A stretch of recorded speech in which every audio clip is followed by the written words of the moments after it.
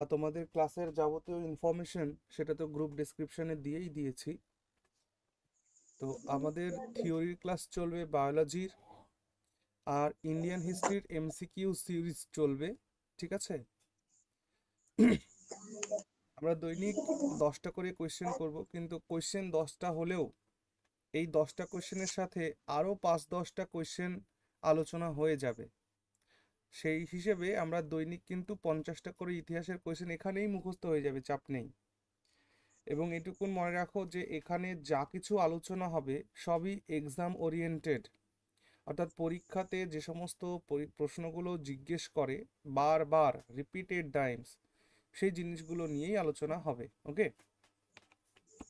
তো চলো প্রথম প্রশ্ন তোমরা দেখতে পাচ্ছ। কোয়েশ্চেনটাকে জাস্ট স্ক্রিনশট দেবে। হ্যাঁ, কি করবে আগে বলি শোনো। তোমরা যে খাতা নিয়ে বসেছো, কোয়েশ্চেনটা যেটা পেলে সেই কোয়েশ্চেনটা লিখতে বসো না। ওকে, জাস্ট কোয়েশ্চেনটাকে একটা কোয়েশ্চেন মার্ক দাও, কোয়েশ্চেন মার্ক দিয়ে একটু ফাঁকা রাখো কোয়েশ্চেনটা লেখার জন্য। তার নিচে নোট লিখবে এবং আনসার লিখবে।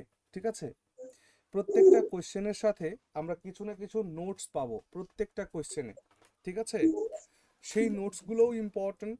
দেখবে পরবর্তীকালে সেই নোটস থেকেই তুমি কিছু না কিছু কোয়েশ্চেন্স পেয়ে যাচ্ছ। তাহলে যে গুরুত্বপূর্ণ বিষয়গুলো আছে সেগুলো আমরা আলোচনা করব। আর বলে দিই, প্রিলিমিনারি এইভাবে আমরা এমসিকিউ সেশন দিয়েই কমপ্লিট করে দিতে পারি, বাট আমাদের মেন্সটাও যেহেতু টার্গেট রয়েছে, সো আমরা এটা থিওরি ক্লাসও করব সাথে সাথে। ওকে, আচ্ছা, চলো মাইক অন আছে নিজের থেকে একটু অফ করে দাও। মাইকটা দেখো সবাই অফ করে রেখেছো কিনা। মাইকটা সবাই নিজের দিক থেকে মাইকটাকে অফ রাখবে, হ্যাঁ, তা নাহলে অন্যের সমস্যা হবে, শব্দ হবে।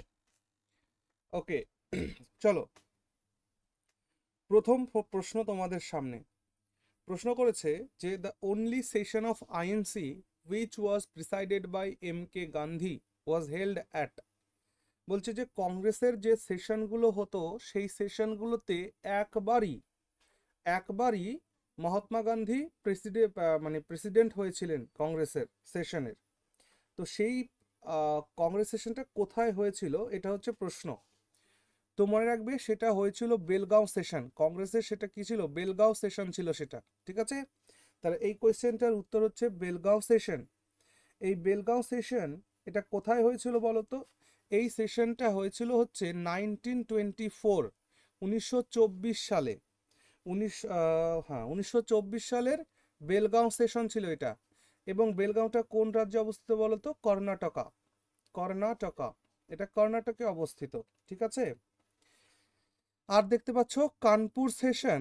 তো কানপুর সেশন হচ্ছে, এটা কবে হয়েছিল বলো, 1925। এর ঠিক এর পরের বছর 1925, 1925-এর কানপুর সেশন ছিল। হুম, এই কানপুর সেশনে সর্বপ্রথম ভারতীয় মহিলা প্রেসিডেন্ট হয়েছিলেন। হ্যাঁ, অর্থাৎ ফার্স্ট ইন্ডিয়ান। এই নোটগুলোকে তোমরা লিখবে কিন্তু নোট বলে লিখবে। ঠিক আছে, এই কোয়েশ্চেনের উত্তর যেমন হয়ে গেল বেলগাম সেশন, তারপর 1 নম্বর নোটের মধ্যে লিখবে যে Belgaum session was held in 1924 in Karnataka.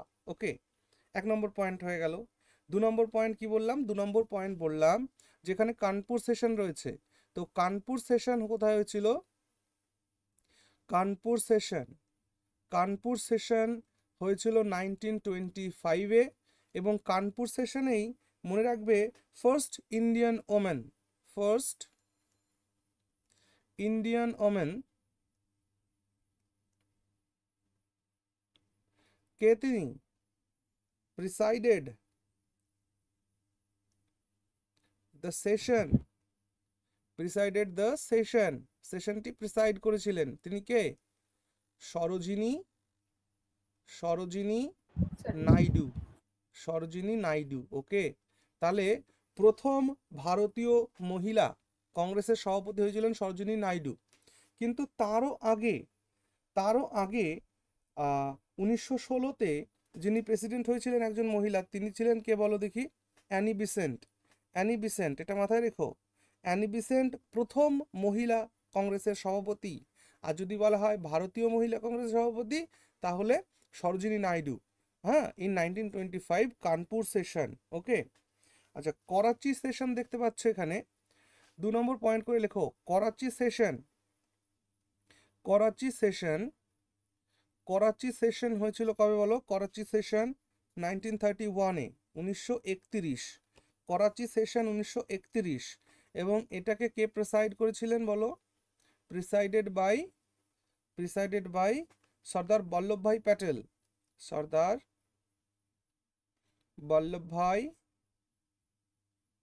Vallabhbhai Patel, Sardar Vallabhbhai Patel এটা প্রেসাইড করেছিলেন। ওকে, আচ্ছা, আরেকটা গুরুত্বপূর্ণ ফাইজপুর দেখতে পাচ্ছ, ফাইজপুর। ফাইজপুরটা কংগ্রেসের সেশনের ইতিহাসে গুরুত্বপূর্ণ। কেন? কারণ কংগ্রেসের একটি মাত্র সেশন গ্রামে হয়েছিল। কংগ্রেসের একটি মাত্র সেশন গ্রামে হয়েছিল, সেটা ফাইজপুরে হয়েছিল। লিখে রাখো পয়েন্টটা, লেখো Faizpur session. Faizpur session was the only session, Faizpur session was the only INC session held in a village, একটা গ্রামে অনুষ্ঠিত হওয়া একমাত্র অধিবেশন এটা, ফাইজপুর অধিবেশন। এটা কবে হয়েছিল? ইন 1937, 1937 সালে। এগুলো আমরা যখন থিওরি পড়বো ইন ডিটেলসে পড়বো, বাট এমসিকিউ এর সাথে এই পয়েন্টগুলোকে আমরা নোট ডাউন করছি কেন? এইগুলোই বারবার করে পরীক্ষায় জিজ্ঞেস করে, সো এগুলো খুব ইম্পর্টেন্ট কিন্তু। তাহলে তোমাদের এখানে 10টা এমসিকিউ কোয়েশ্চেন হবে বটে, বাট 10টা কোয়েশ্চেনের সাথে কিন্তু আরও 5টা 7টা করে ইনফরমেশন অ্যাড হবে। তার মানে দৈনিক আমাদের এই যে 1 ঘন্টার সেশন থাকবে 7টা থেকে 8টা, এখানে কিন্তু আমরা সুন্দর একটা নলেজ কিন্তু আমাদের মধ্যে বিল্ড আপ হবে। হ্যাঁ, এবং এর যে প্রগ্রেস সেটা কিন্তু আমরা কিছুদিনের মধ্যেই দেখতে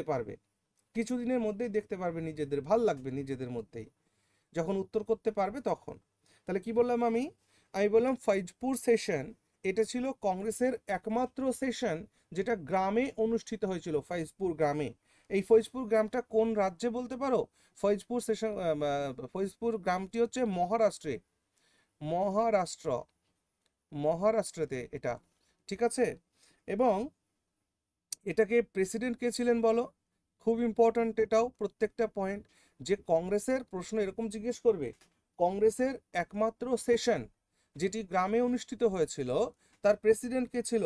তো এটার প্রেসিডেন্ট ছিল, মনে রাখবা, জওহরলাল নেহেরু প্রেসিডেন্ট হয়েছিলেন, জওহরলাল নেহেরু।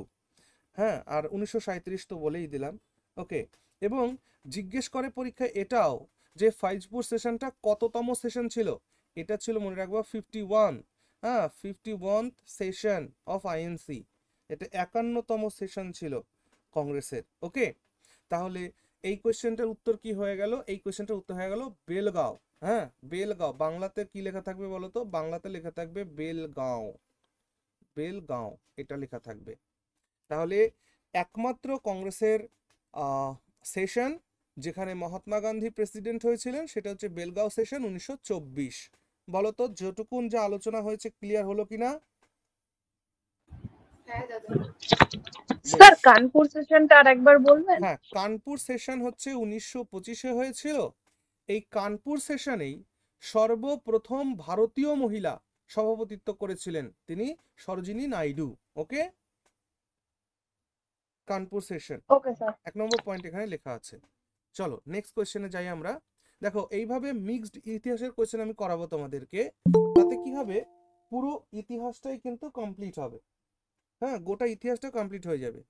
আমি আবার বলছি, গ্রুপে তোমাদের দেখবা 30-40 বা 30-35 বা যাই হোক কিছু একটা সংখ্যা আছে। এই সবাই কিন্তু লাইভ ক্লাসে অ্যাটেন্ড করবে না, আমি জানি, কিন্তু আমি তোমাদেরকে বলছি যারা সিরিয়াস, যারা সত্যি সত্যিই ভাবছো যে 2024-এর যে বিসিএস পরীক্ষাটা আসছে সেটা আমাদের কোয়ালিফাই করতেই হবে, এটা যারা ভাবছো, সো একটু সিরিয়াস হয়ে একটু পড়াশুনো করো। আমি বলে দিচ্ছি, তোমাদের অগাস্টে, খুব সম্ভব সেপ্টেম্বর বা অগাস্টে মিসলেনিয়াস পরীক্ষা আছে কিন্তু, না, জুলাইতে মিসলেনিয়াস পরীক্ষা হওয়ার কথা আছে। অগাস্ট বা সেপ্টেম্বরে ক্লার্কশিপ পরীক্ষা হওয়ার কথা আছে। তোমরা এই ক্লাসগুলো ততদিনে আমাদের অনেকটা শেষ হয়ে যাবে, তো বুঝতে পারবে নিজেদের প্রগ্রেসটা কতটুকুন। সো একদম ফোকাস করো এটার উপরে, ঠিক আছে? আমি কিন্তু তোমাদের জন্য সময় কিন্তু প্রচুর বাড়িয়ে দিয়েছি। এবার যদি দেখি তোমাদের দিক থেকে ইনঅ্যাক্টিভ, তাহলে কিন্তু আমি বন্ধ করে দিতে পারি ব্যাচ। যেমন ব্যাচ বন্ধ করে দেওয়া মানে আমি বন্ধ কিন্তু ভবিষ্যতে অতীতে করেছি। সো সাবধান। চলো নেক্সট কোয়েশ্চেন বলছে, who planted the tree of liberty at Srirangapatnam? শ্রীরঙ্গপত্তনমে ট্রি অফ লিবার্টি, মুক্তির গাছ, কে রোপণ করেছিলেন? হ্যাঁ, so the answer will be Tipu Sultan. Okay, Tipu Sultan. শ্রীরঙ্গপত্তনমে, যেটা কোথাকার রাজধানী ছিল বলো তো? মহীশূর। হ্যাঁ, মহীশূরের রাজধানী। তো মহীশূরের রাজধানী ছিল শ্রীরঙ্গপত্তনম, আর সেই মহীশূরের অধিপতি টিপু সুলতান তিনি ট্রি অফ লিবার্টি এস্টাবলিশ করেছিলেন। এই ট্রি অফ লিবার্টির মাধ্যমে আসলে তিনি কি করেছিলেন বলুন? ট্রি অফ লিবার্টির মাধ্যমে আসলে তিনি যে তিনি যে ইংরেজদের বিরোধী সেটা প্রতিষ্ঠা করার জন্য এটা করেছিলেন। ওকে, আচ্ছা, এখানে গুরুত্বপূর্ণ কতগুলো নোট তোমরা নেবে, এখান থেকে পরীক্ষায় প্রশ্ন জিজ্ঞেস করে। মনে রাখবে, ইংরেজদের সঙ্গে টিপু সুলতানদের 4খানা যুদ্ধ হয়েছে, অর্থাৎ মহীশূরের সঙ্গে ইঙ্গো মহীশূর যুদ্ধ যেটাকে আমরা বলি। ঠিক আছে, অ্যাংলো মাইসুর ওয়ার কি বলা হয় এটাকে? Anglo Mysore war. Anglo Mysore war, বাংলায় বলবো ইঙ্গো মহীশূর যুদ্ধ। বাংলায় কি বলবো? ইঙ্গো মহীশূর যুদ্ধ। 4খানা ইঙ্গো মহীশূর যুদ্ধ আছে, আমি এক এক করে বলছি। নাম্বার 1, ফার্স্ট যেটা হয়েছিল, ফার্স্ট অ্যাংলো মাইসুর ওয়ার যেটা হয়েছিল, সেটা দু বছর ধরে চলেছে, মাথায় রাখবে, দু বছর ধরে, 1767 থেকে 1769 পর্যন্ত ফার্স্ট। আচ্ছা, সেকেন্ডটা হচ্ছে 1780 থেকে 1782।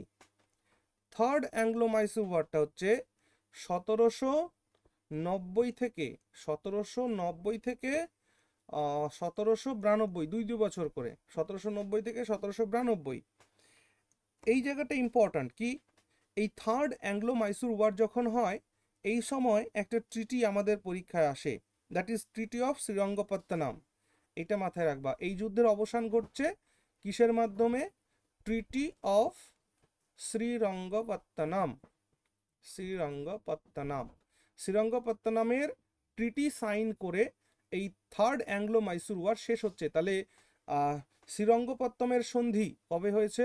1792-তে হয়েছে, মনে রেখো। আর হচ্ছে ফোর্থ অ্যাংলো মাইসুর ওয়ার হয়েছিল 1799-এ। তোমরা যদি একটু খেয়াল করে দেখো, প্রত্যেক 10 বছর অন্তর অন্তর ঘটনাটা ঘটেছে, এইভাবেও কিন্তু মনে রাখা যায়। অ্যাপ্রক্সিমেটলি প্রত্যেক 10 বছর অন্তর অন্তর এই অ্যাংলো মাইসুর ওয়ারগুলো হয়েছে। দেখো, 1767 থেকে 69, তারপরে 1780, আর প্রত্যেকটা 2 বছর করে, এভাবেও মনে রাখা যায়। ওকে, এবং এই ফোর্থ অ্যাংলো মাইসুর ওয়ার, এই সময় এসে কিন্তু টিপু সুলতান ডায়েড, এই সময় টিপু সুলতান মারা যান। ঠিক আছে, টিপু সুলতান মারা যান। এই পয়েন্টটা আমরা এখানে লিখে নিলাম। ঠিক আছে, আচ্ছা, হায়দার আলী, এখানে হায়দার আলী দেখতে পাচ্ছ, হায়দার আলী আর টিপু সুলতানেরা এরা একই বংশের। ঠিক আছে না? হায়দার আলী মাইসুরে এই বংশ প্রতিষ্ঠা করেছিল, হায়দার আলী টিপু সুলতান, এরা মাইসুর ডাইনাস্টি এস্টাবলিশ করেছিল, ডাইনাস্টি। আর এখানে যদি আমরা বলি, এখান থেকে আর একটা প্রশ্ন আছে, কি প্রশ্ন আসে বলতো? টিপু সুলতান ইংরেজদেরকে, নোটগুলো তোমরা তোমাদের মতন করে করো, টিপু সুলতান ইংরেজদেরকে প্রতিহত করার জন্য সে ফরাসিদের সাথে যোগাযোগ বাড়িয়ে দিয়েছিল। সেই সময়ে তো ভারতবর্ষে উপনিবেশ, মানে ফরাসি ইউরোপিয়ান যে কলোনিগুলো, সেগুলো তো এস্টাবলিশ হয়েছিল ভারত জুড়ে। তো ইংরেজদেরকে প্রতিহত করার জন্য টিপু সুলতান ফ্রান্সের সাথে রিলেশন বাড়িয়ে দিয়েছিলেন, ফ্রান্সের সাথে। এবং এই ফ্রান্সের একটা ক্লাব ছিল, যে ক্লাবটাকে বলা হয় জ্যাকোবিয়ান ক্লাব। মনে রাখবে, জ্যাকোবিয়ান ক্লাব। এবং টিপু সুলতান এই জ্যাকোবিয়ান ক্লাবের মেম্বারশিপ গ্রহণ করেছিল। মনে থাকবে, টিপু সুলতান জ্যাকোবিয়ান ক্লাবের মেম্বারশিপ গ্রহণ করেছিল। তাহলে জ্যাকোবিয়ান ক্লাবটা কাদের ছিল? না ফ্রান্সের ছিল, ফরাসিদের ছিল। ওকে, আচ্ছা, আর এখানে কি বলার আছে? আর দেখতে পাচ্ছ মুর্শিদ কুলি খান। মুর্শিদ কুলি খান আমরা জানি যার নাম অনুসারে মুর্শিদাবাদ শহরটি স্থাপিত হয়েছে। মুর্শিদ কুলি খান ছিলেন একজন মোগল গভর্নর। হ্যাঁ, মোগল গভর্নর অফ বেঙ্গল। ইনি ছিলেন মুঘল গভর্নর অফ বেঙ্গল। বাংলার মুঘলদের প্রতিনিধি ছিলেন মুর্শিদ কুলি খান। আর যার বংশেই আমরা পরবর্তীকালে কাকে দেখতে পাবো? সিরাজউদ্দৌলাকে দেখতে পাবো। ওকে, তাহলে এখানে এইটুকুনি আলোচনা করার ছিল। Is it clear everyone? Next কোশ্চেনে যাই তাহলে। হ্যাঁ দাদা। ওকে, চলো। Who among the following annulled the partition of Bengal in 1911? মনে রাখবে, অ্যানাল্ড কথার অর্থ হচ্ছে রদ করা, বাংলাতে বলা হয় রদ করা। তো অ্যানাল কথার অর্থ হচ্ছে রদ করা। বলছে যে নিম্নের কে 1911 সালে বঙ্গভঙ্গ রদ করেছিলেন? বেঙ্গল পার্টিশনকে অ্যানাল্ড করেছিলেন কে? So the answer is Lord Hardinge. মনে থাকবে, লর্ড হার্ডিঞ্জ। লর্ড হার্ডিঞ্জ বঙ্গভঙ্গ রদ করেছিলেন। ওকে, দেখো আমরা যদি পার্টিশনের কথা বলি, নোট লেখো এবার। উত্তর হয়ে গেল কোয়েশ্চেনের, এবার নোট লেখো। 1 নম্বর নোটের মধ্যে লেখো যে বাংলার পার্টিশন কবে হয়েছিল? না, Bengal partition was taken place, Bengal partition was taken place. তোমরা কিন্তু খাতা তৈরি করবে নিজেদের জন্য, হিস্ট্রির এমসিকিউ এর খাতা, পলিটির এমসিকিউ খাতা, ইকোনমিক্সের এমসিকিউ খাতা, যেহেতু এগুলো সব চলবে, ঠিক আছে? আবার থিওরির খাতাও একটা করে থিওরি খাতা থাকবে, একটা করে এমসিকিউ এর খাতা থাকবে। এবং আমরা যে থিওরি করছি, প্রত্যেকটা চ্যাপ্টার পড়ানোর পরে কিন্তু আমি এমসিকিউ দিব, তো সেটা থিওরি খাতার মধ্যে থাকবে, ঠিক আছে? 8:30 থেকে যে সেশনটা চলবে ওটা থিওরি সেশন, থিওরি কমপ্লিট হবে এক একটা চ্যাপ্টারে এমসিকিউজ হবে। সো খাতাগুলোকে নিজেদের মতন সুন্দর করে নোট করবে। তাহলে প্রথম কি বললাম? Bengal partition was taken place in, ডেটটা মনে রাখার দরকার নেই, তবু লিখে রাখো 16th অক্টোবর 1905। 1905-এর 16ই অক্টোবর বেঙ্গল পার্টিশন হয়। আর এটা কার সময়? লিখে রাখো during Lord Curzon. During Lord Curzon, Lord কার্জনের সময় বঙ্গভঙ্গ হয়েছিল। মনে থাকবে 1905-এ লর্ড কার্জন তখন যে গভর্নর জেনারেল ছিলেন, তার সময় এটা হয়েছিল 1905-এ। আচ্ছা, আর একই পয়েন্টের সঙ্গে লিখে রাখো যে and it was annulled by Lord Hardinge, যেটা এই কোয়েশ্চেনের উত্তর, Lord Hardinge in 1911। Okay, in 1911। ওকে, গেল। দেখো 1911-তে বঙ্গভঙ্গ তো রদ হলো, কিন্তু 1911-তে ভারতবর্ষের ক্যাপিটাল শিফট হলো, অর্থাৎ ভারতবর্ষের ক্যাপিটালকে কলকাতা থেকে দিল্লিতে নিয়ে যাওয়া হলো। ওকে, তো মনে রাখবে capital shift, capital of India. Next point লেখো, capital of India was shifted from Kolkata to Delhi। Okay, তাহলে capital of India was shifted from Kolkata to Delhi in 1912। এবার 1912 তো দাদা থাকে না পরীক্ষায়, তো 1911-ই থাকে। আমি বলছি হ্যাঁ, 1911-তে এটা কনফার্ম হয় যে কলকাতা থেকে দিল্লিতে স্থানান্তর হবে, কিন্তু আসলে কাজটার পারফরমেন্স হয় হচ্ছে 1912-তে। সেটা অবলিক দিয়ে রাখলাম আমি। 1911 অপশান থাকলে 1912 থাকবে না, 1912 অপশানে থাকলে 1911 থাকবে না, এটুকুন মাথায় রেখো, ঠিক আছে? ওকে, এবং এই অকেশনে, এই যে ক্যাপিটাল শিফট হচ্ছে না, কলকাতা থেকে দিল্লি যাচ্ছে, এই অকেশনে ভারতবর্ষে ভ্রমণ করতে এসেছিলেন ব্রিটিশ কিং, হ্যাঁ, অন দিস অকেশন লিখে রাখো, on this occasion, on this occasion British king George the Fifth, George Fifth and his queen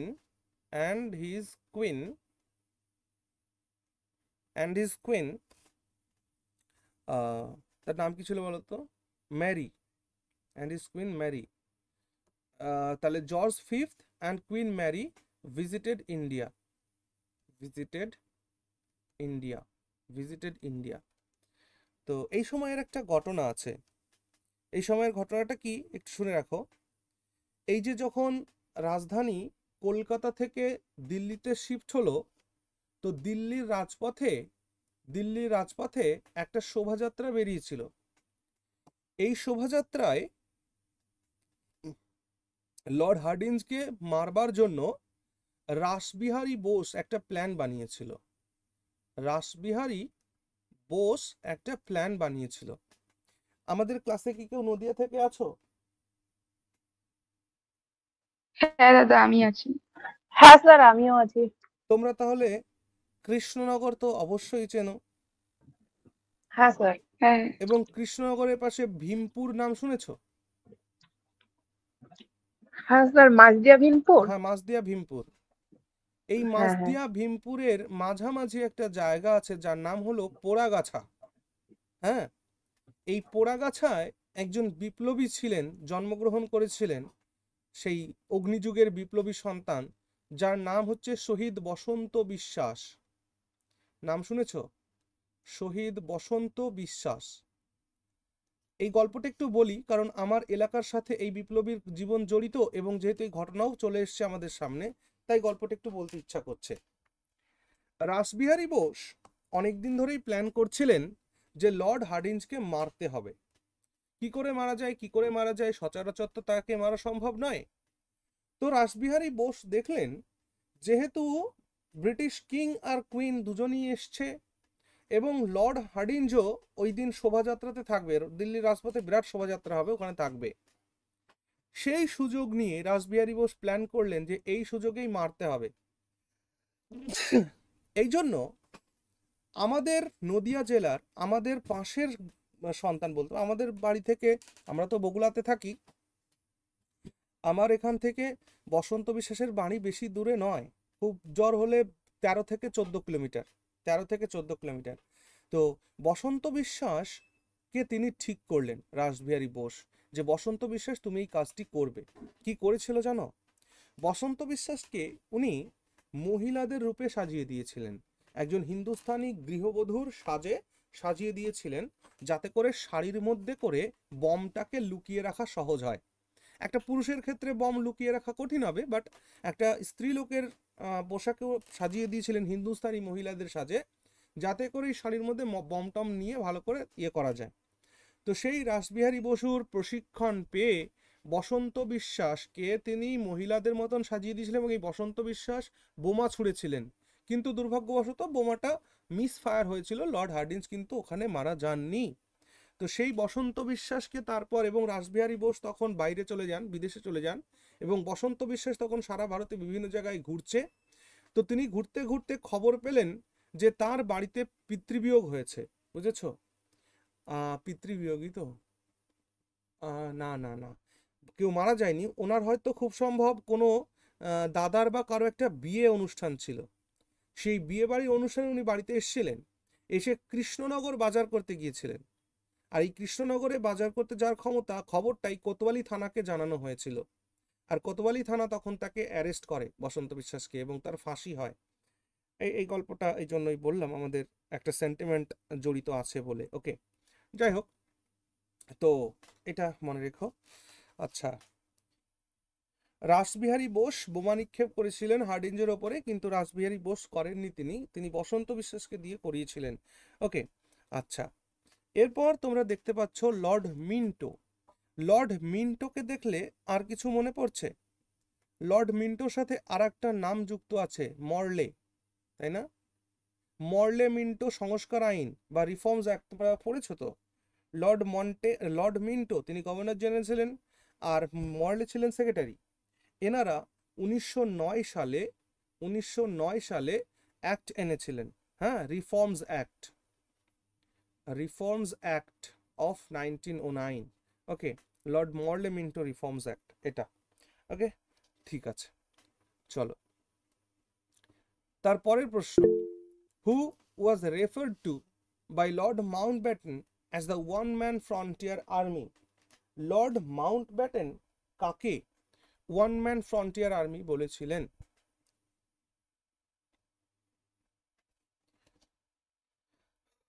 বলো, কাকে বলেছিলেন?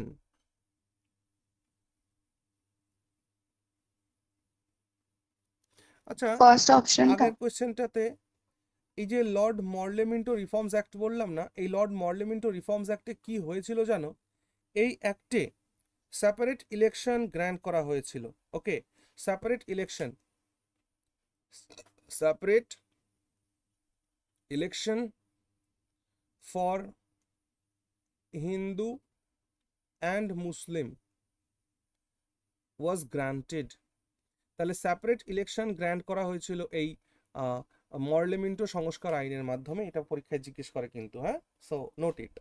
তাহলে কি বললাম? মরলেমিন্টো সংস্কার আইনের দ্বারা separate election for Hindus and Muslims were granted. Okay, এটা একটু মনে রেখো। ওকে, চলো তারপরের প্রশ্ন দেখো কি বলছিল, পরের প্রশ্নে। হ্যাঁ, তাহলে ওয়ান ম্যান ফ্রন্টিয়ার আর্মি একদম ঠিক বলেছো, আব্দুল গফফর খানকে বলা হয়, আব্দুল গফফর খান। এবং মনে রাখবে আব্দুল গফফর খানের ক্ষেত্রে আরেকটা কথা, তিনি হচ্ছেন প্রথম বিদেশি যিনি ভারতরত্ন পেয়েছিলেন। খান আব্দুল গফফর খান, যেহেতু তিনি পাকিস্তানের ন্যাশনাল হয়ে গেছিলেন, সো তাকে কিন্তু ভারতরত্ন দেওয়া হয়েছিল। ওকে, এটা একটা মনে রাখার বিষয়। আর কি বলবো, হ্যাঁ, লর্ড মাউন্টব্যাটেন ভারতবর্ষের লাস্ট গভর্নর জেনারেল ছিলেন এবং স্বাধীন ভারতের প্রথম ভাইসরয় ছিলেন। এই পয়েন্টটা একটু লিখে রাখো, অনেকের এটা গুলিয়ে যায়, নোট লেখো। মাউন্টব্যাটেনের প্রসঙ্গে একটা কথা মাথায় রাখতে বলছি, সেটা কি? সেটা হচ্ছে Lord Mountbatten was the last governor general and governor general of British India, এমন করে লেখো, অফ ব্রিটিশ ইন্ডিয়া। তাহলে ব্রিটিশ ভারতের শেষ গভর্নর জেনারেল ছিলেন তিনি। অ্যান্ড দাদা গভর্নর জেনারেল নাকি ভাইসরয়? গভর্নর জেনারেল ভাইস দুটো দেখো, জেনারেলি পদগুলো একই, কিন্তু গভর্নর জেনারেল এখানে লেখো। And first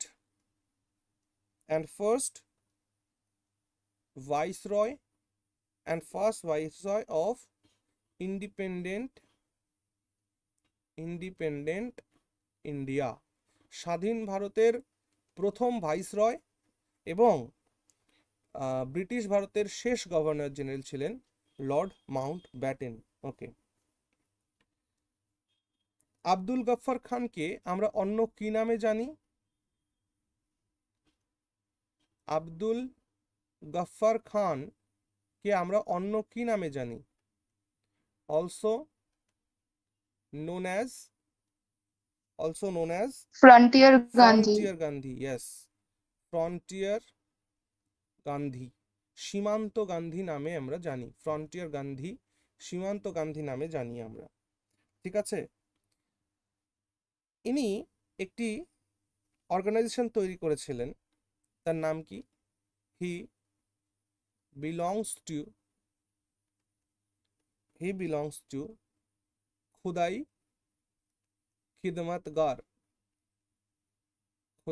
Khidmatgar organisation. খুদাই খিদমতগার অর্গানাইজেশন তিনি স্ট্যাবলিশ করেছিলেন এবং এই খুদাই খিদমতগারের যারা মেম্বার্স ছিলেন তারা রেড শার্ট পরতেন, রেড শার্ট। এই জন্য এই অর্গানাইজেশনটাকে আমরা বাংলাতে লাল কুর্তা লাল কুর্তা বাহিনীও বলা হতো, লাল কুর্তা বাহিনী। ঠিক আছে। আর কি আছে, জওহরলাল নেহেরু। জওহরলাল নেহেরুর পয়েন্ট লেখো, জওহরলাল নেহেরু সম্পর্কে যা যা মনে আসে লেখো। জওহরলাল নেহেরু লিখেছিলেন, হি রোট, 4 নম্বর পয়েন্ট, তোমরা পয়েন্ট করে করে লেখো, আমি বলছি, তোমরা নিজেদের মতন করে পয়েন্ট করে করে লেখো। জওহরলাল নেহেরুর লেখা একটা ফেমাস বই, যেটা ম্যাথস পরীক্ষায় জিজ্ঞেস করে বারবার করে, যে Jawaharlal Nehru wrote discovery of India, discovery of India. এই ডিসকভারি অফ ইন্ডিয়া বইটি জওহরলাল নেহেরুর লেখা। জওহরলাল নেহেরু আরেকটা গুরুত্বপূর্ণ বিষয় আছে, যে আমাদের 1929 সালের যে লাহোর সেশন অনুষ্ঠিত হয়েছিল কংগ্রেসের, Lahore session of INC, Indian national কংগ্রেসের যে লাহোর সেশন ছিল, সেই লাহোর সেশনের তিনি প্রেসিডেন্ট ছিলেন, লাহোর সেশনের প্রেসিডেন্ট ছিলেন তিনি 1929-এর। এবং এই সময় পূর্ণ স্বরাজের ডাক দেওয়া হয়েছিল। কিসের ডাক দেওয়া হয়েছিল? পূর্ণ স্বরাজ, পূর্ণ স্বরাজ। হ্যাঁ, কোথায়? On the bank of river Ravi, Ravi নদীর জল হাতে নিয়ে শপথ করা হয়েছিল, পূর্ণ স্বরাজের ডাক দেওয়া হয়েছিল এই কংগ্রেসের লাহোর সেশন 1929-এ। এটা মনে রাখবে। ওকে,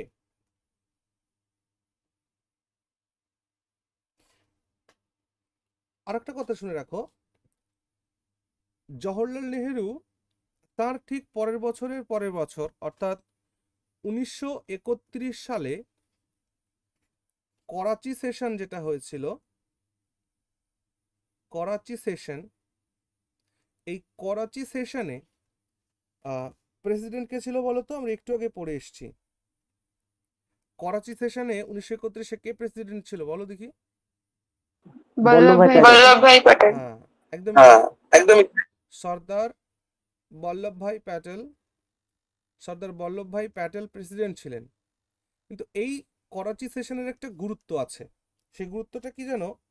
জওহরলাল নেহেরু এই সেশনে ফান্ডামেন্টাল রাইটসের একটা ড্রাফট তৈরি করেছিলেন, প্রেজেন্ট করেছিলেন। হ্যাঁ, এই সেশনে। ঠিক আছে, এটা মাথায় রাখবে। তাহলে এভাবে লেখো যে Jawaharlal Nehru, JL Nehru presented the draft of fundamental rights in this session. এই করাচি সেশনে জওহরলাল নেহেরু ফান্ডামেন্টাল রাইটস, মৌলিক অধিকার সমূহের একটা ড্রাফট, একটা খসড়া উপস্থাপন করেছিলেন এইখানে। হ্যাঁ, আচ্ছা চলো নেক্সট কোয়েশ্চেনে যাই তাহলে। Next question is, who was the defense lawyer at the INA trials of 1946? 1946 সালে যে INA ট্রায়ালস হয়েছিল, ইন্ডিয়ান ন্যাশনাল আর্মি এর যে ট্রায়াল হয়েছিল, সেই ট্রায়ালে বিচারপতি ডিফেন্স লয়ার কে ছিল? এইটা প্রশ্ন করেছে। ডিফেন্স লয়ার,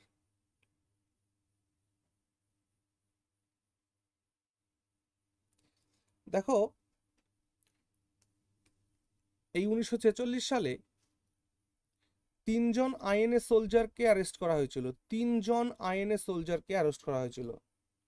কে কে? জিএস ধিলন, আর কাকে? পিকে সেহগাল, এক মিনিট, পিকে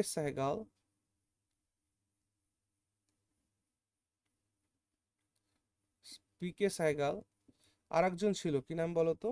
আরেকজন অ্যারেস্ট হয়েছিল। জিএস ধিলন, পিকে সেহগাল, আর একজন কি ছিল বলো দেখি? খান, কি খান ছিল? এই বিজেপির একজন নেতা আছে না, বিহার থেকে সর্বকনিষ্ঠ এমপি হয়েছিল, কি নাম যেন ওনার?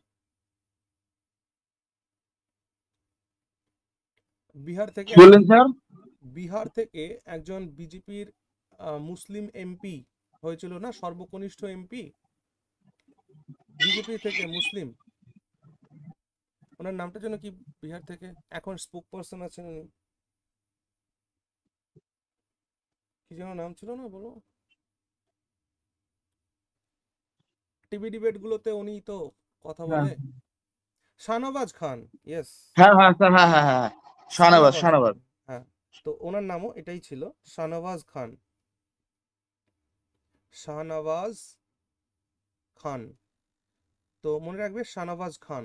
এই তিনজন আইএনএ সোলজার্স অ্যারেস্টেড হয়েছিল, অ্যারেস্টেড, এরা অ্যারেস্ট হয়েছিল।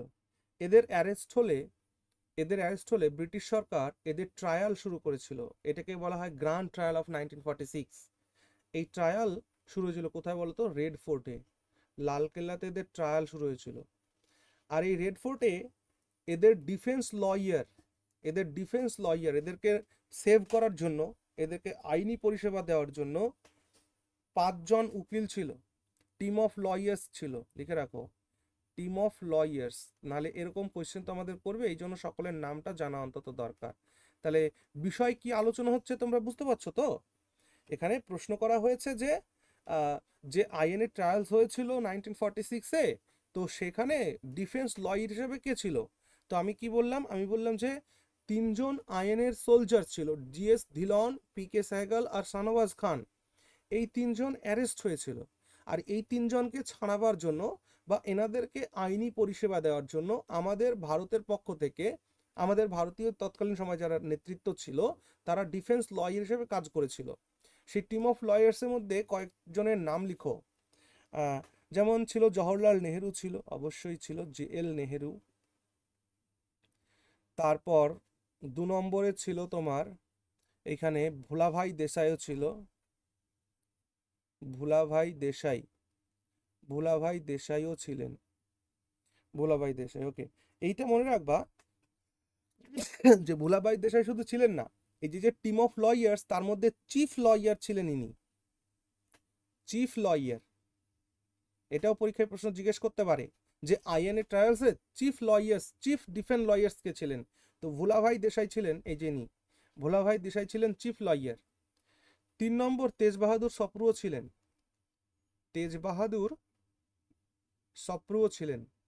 তেজ বাহাদুর সপ্রু নামটা তোমরা বারবার পাবা, কেন জানো?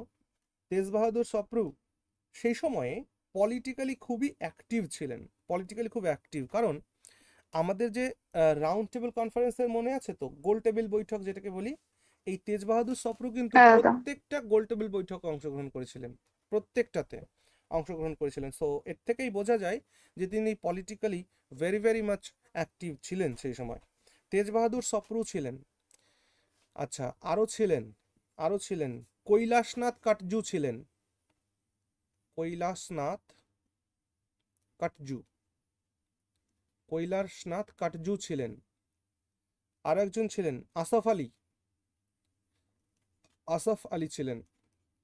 তো এই কয়জন ছিলেন লয়ার্স, যারা এই আমাদের আইএনএ সোলজার্সদেরকে প্রোটেকশন দিচ্ছিলেন, তাদের ডিফেন্সে এই লয়ারগুলো ছিলেন।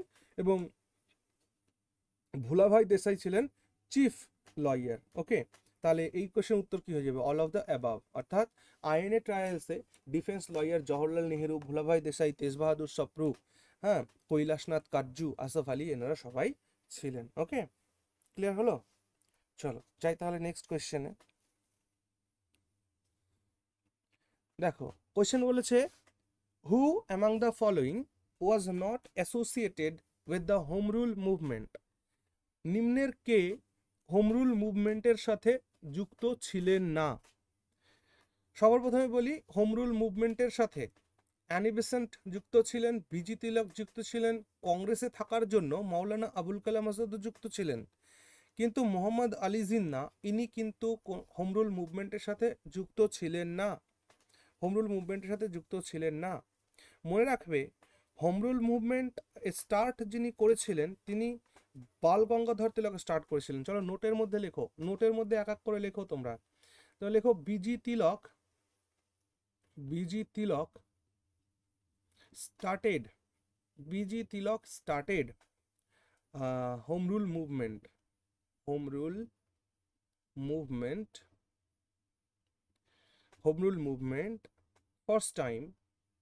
first time in June 1916। খুব সম্ভব জুন মাসই হবে, হ্যাঁ জুনই হবে, এটাই লিখে রাখো। দেখো বাল গঙ্গাধর তিলক 1916 সালের জুন মাসে অর্থাৎ 1916 সালের প্রথমের দিকে তিনি হোম রুল মুভমেন্ট স্টার্ট করলেন, ঠিক আছে। এবং কোথা থেকে স্টার্ট করলেন? ফ্রম পুনে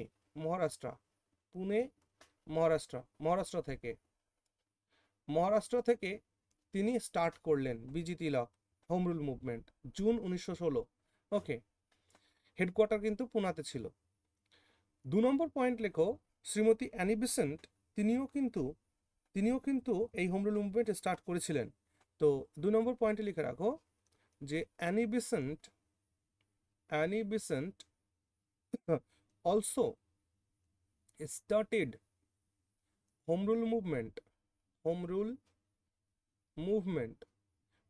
মুভমেন্ট তিনিও স্টার্ট করেছিলেন ইন সেপ্টেম্বর 1916।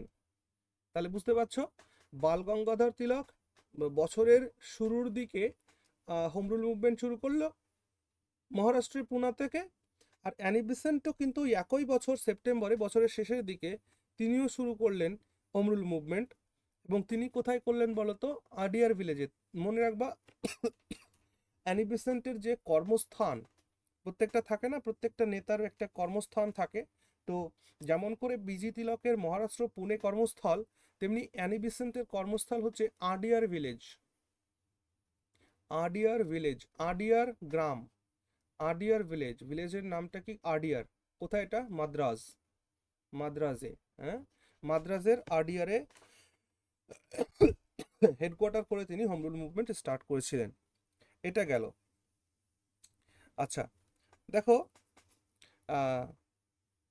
অ্যানি বেসেন্টের কথা যদি বলি তাহলে অ্যানি বেসেন্ট সম্পর্কে কতগুলো কথা লিখো।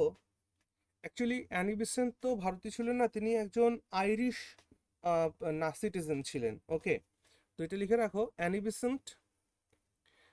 Bessent came to India from Ireland। তিনি আয়ারল্যান্ড থেকে ভারতে এসেছিলেন, ভারতের বিপ্লবী কার্যক্রমে অংশগ্রহণ করেছিলেন। একটু আগেই বলছিলাম এনার সম্পর্কে একটা কথা, যিনি ছিলেন প্রথম মহিলা যিনি আইএনসি সেশন প্রিসাইড করেছিলেন। সো এই পয়েন্টটাই লেখো, শি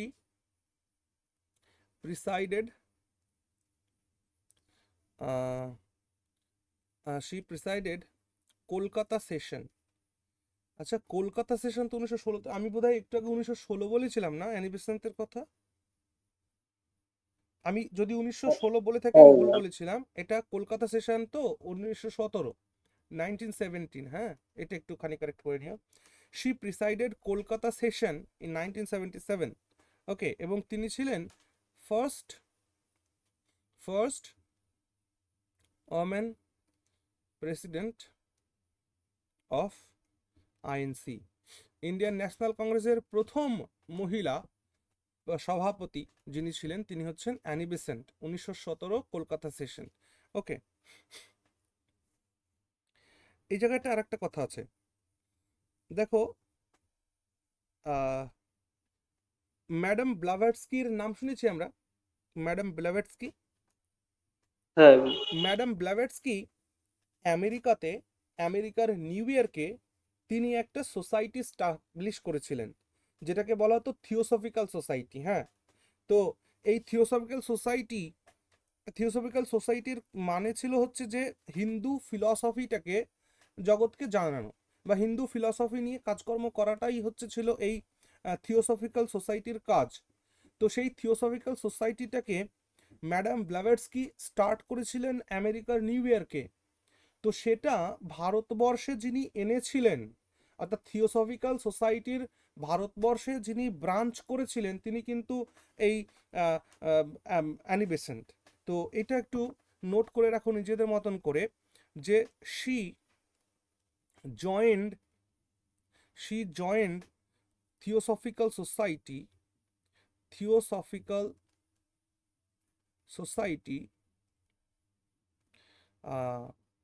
based on, এটাও লিখে রাখো তাহলে একসাথে হয়ে যাবে, based on New York of Madam Blavatsky, VOTSKEY, madam Blavatsky. তো ম্যাডাম ব্লাভাটস্কি যে থিওসফিক্যাল সোসাইটি নিউ ইয়র্কে স্টার্ট করেছিলেন সেটাকে তিনি জয়েন করেছিলেন এবং তিনি ভারতে থিওসফিক্যাল সোসাইটিকে একটা ব্রাঞ্চ এনেছিলেন।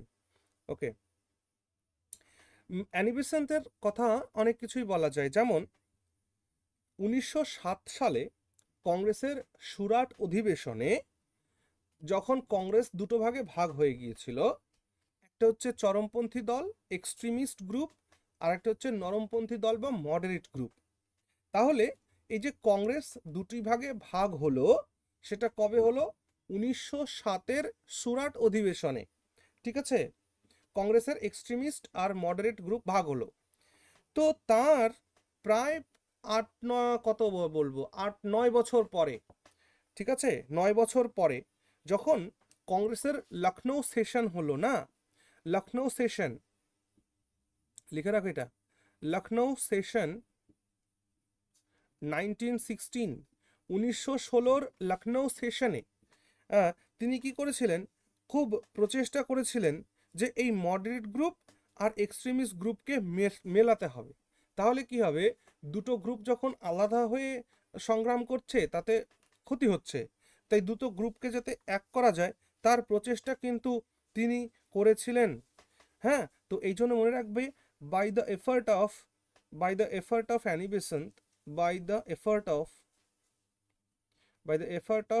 Besant, অ্যানি বেসেন্টের প্রচেষ্টায় moderate and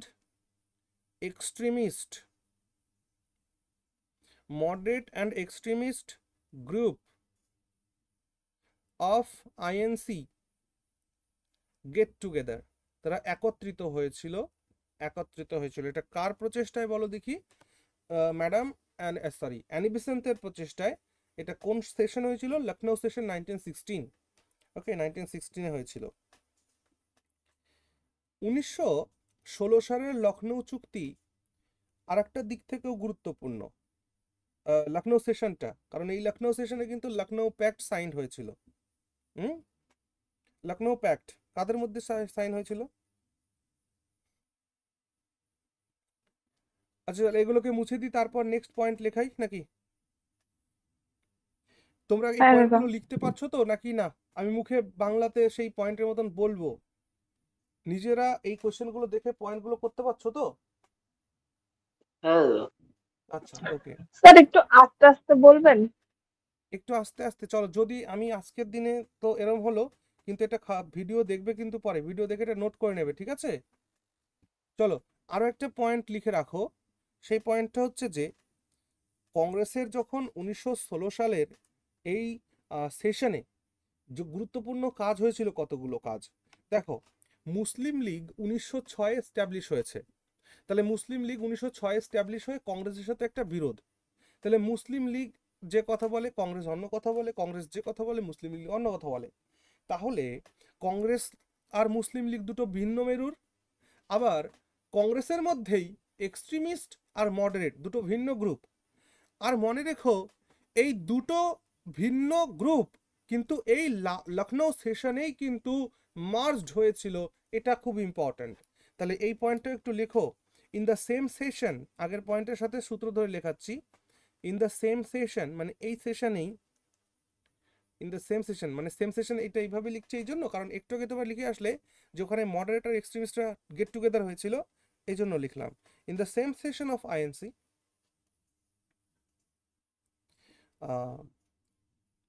in 1916, through the Lucknow pact, through the Lucknow pact, Lucknow চুক্তির মাধ্যমে, হ্যাঁ, কি হয়েছিল, হিন্দু মুসলিম একত্রিত হয়েছিল। হিন্দু আর Muslim, Hindu for Congress, Muslim for Muslim League, এরকম একটা ব্যাপার, কিন্তু আসলেও তা ছিল না ব্যাপারটা। তাহলে লখনৌ প্যাক্ট হচ্ছে হিন্দু মুসলিম ঐক্য হয়েছিল, গট টুগেদার হয়েছিল, গট টুগেদার, একত্রিত হয়েছিল। ওকে, এটা কার প্রচেষ্টাতে হয়েছিল? By the effort of Mohammad Ali Jinnah, Mohammad Ali Jinnah, Mohammad Ali জিন্নাহর নেতৃত্বে এই হিন্দু মুসলিম ঐক্য হয়েছিল এই লখনৌ সেশনে। এই জন্য এখান থেকে আরেকটা প্রশ্ন পরীক্ষায় জিজ্ঞেস করে, মোহাম্মদ আলী জিন্নাহকে hence Mohammad Ali Jinnah was called, বলা হয়েছিল তাকে, দ্য অ্যাম্বাসেডর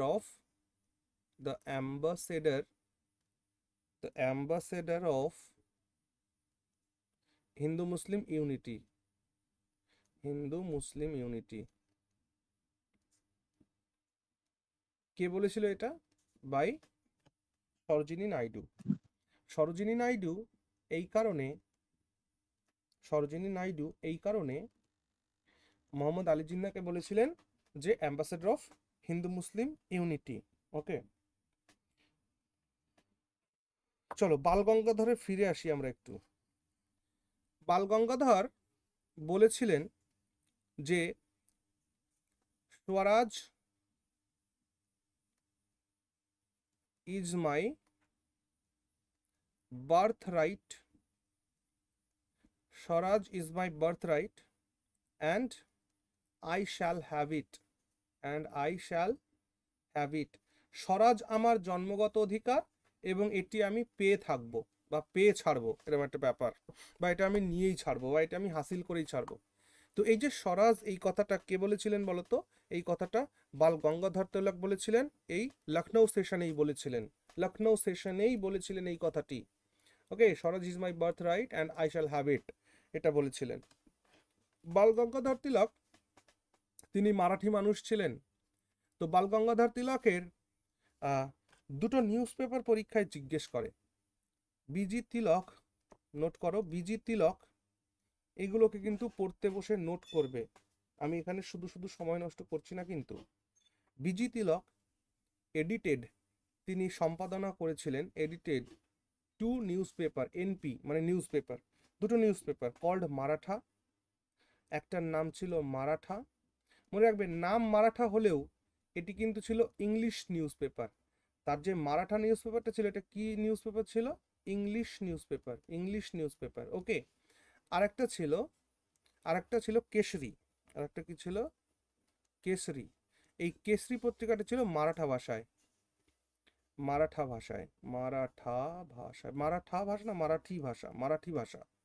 মারাঠি ল্যাঙ্গুয়েজ। তাহলে বাল গঙ্গাধর তিলক দুটো নিউজ পেপারের সম্পাদনা করেছিলেন। একটা ছিল হচ্ছে মারাঠাটা ছিল ইংলিশ ল্যাঙ্গুয়েজে, আর একটা ছিল হচ্ছে কেশরী,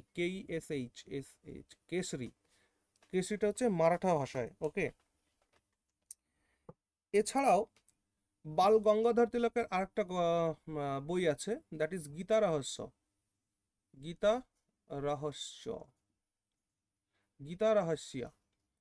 রহস্য বইটি তিনি লিখেছিলেন, মনে থাকবে, বাল গঙ্গাধর তিলক লিখেছিলেন একটি বই গীতা রহস্য। এবং আরেকটা কথা মাথায় রাখবা, বাল গঙ্গাধর তিলক বলেছিলেন যে আর্যদের আদি বাসস্থান হচ্ছে আর্কটিক রিজন, সেন্ট্রাল ইউরোপের আর্কটিক রিজন বলেছিলেন তিনি। হ্যাঁ, এটাও একটা পয়েন্ট। আচ্ছা, বাল গঙ্গাধর তিলক মারা গিয়েছিলেন 1 অগস্ট 1920, 1920 সালের 1 অগস্ট তিনি মারা গিয়েছিলেন। এবং তার মৃত্যুর দিনে আমাদের ভারতবর্ষে একটা মুভমেন্ট স্টার্ট হয়েছিল, বলতে পারো কি? অসহযোগ আন্দোলন শুরু ছিল, মানে নন কোঅপারেশন মুভমেন্ট স্টার্ট হয়েছিল তার মৃত্যুর দিনেই। ওকে, 1 অগস্ট 1920-তে। ঠিক আছে, এইটুকুন গেল ওই পয়েন্ট এখানে। আচ্ছা, আর কি আলোচনা আছে? বাপরে বাপ, এ তো অনেক টাইম হয়ে গেল। নেক্সট ক্লাসও তো রয়েছে।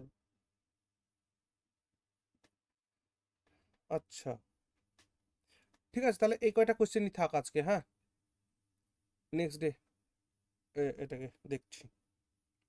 আজকে তো 10টা করা গেল না, So, কিছু করার নেই। ওকে, গুড নাইট, দেখা হচ্ছে 8:30টায়।